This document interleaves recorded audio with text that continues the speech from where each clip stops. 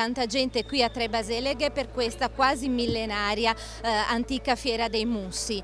Siamo qui con l'assessore regionale Pan. Quanto importante è la fiera di Tre Baseleghe per la regione? Beh, la fiera dei mussi di Tre Baseleghe è una delle fiere più storiche e importanti della nostra regione e affonda le sue radici nella storia dei tempi, nella storia di questo territorio, che è un territorio importantissimo dal punto di vista agricolo, un territorio che dà grandi produzioni e che dà grandi soddisfazioni al nostro mondo.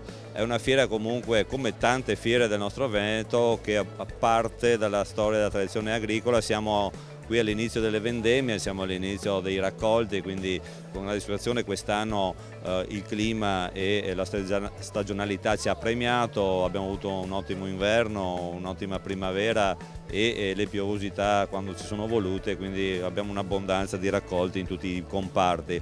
Un po' i prezzi sono alti e bassi, ma però possiamo dire che comunque il nostro Veneto, con 120.000 imprese e 6 miliardi e 100 milioni di fatturato, quest'anno ha avuto nei primi 6 mesi una crescita dell'1,8% e ha assunto 50.000 addetti in tempo indeterminato, quindi abbiamo dato una grande risposta alla nostra economia e come sempre il primario, l'agricoltura, è per il Veneto la base di partenza per tutte le altre filiere, per tutte le altre attività.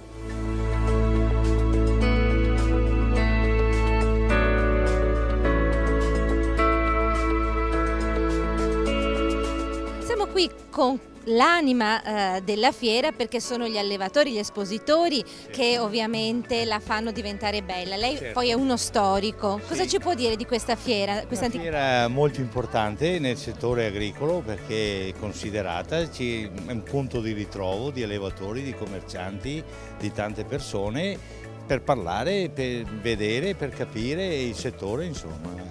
È molto importante. Infatti abbiamo visto tantissima gente malgrado il brutto tempo, quindi vengono, ci sono gli affezionati. Sì, purtroppo anche col brutto tempo siamo venuti lo stesso, ma ci dispiace, però andrà meglio il prossimo anno perché ci contiamo di esserci sempre. Ecco, quindi insomma la fiera mi raccontavano che il tempo si calcola prima della fiera di Tre Baseleghe e dopo la fiera di Tre Baseleghe. Sì, è vero, si calcola così, si calcola prima e dopo, un po' tutto il settore, insomma, ecco. Che cos'è che piace soprattutto? Venire in fiera per cosa? Per parlare, per incontrarci, se no magari passano anni che non ci si vede, invece questo è un punto di ritrovo dove almeno una volta all'anno ci vediamo tutti e parliamo di tutte le cose sul settore, insomma, ecco. Benissimo, grazie, buon lavoro. Grazie. Arrivederci.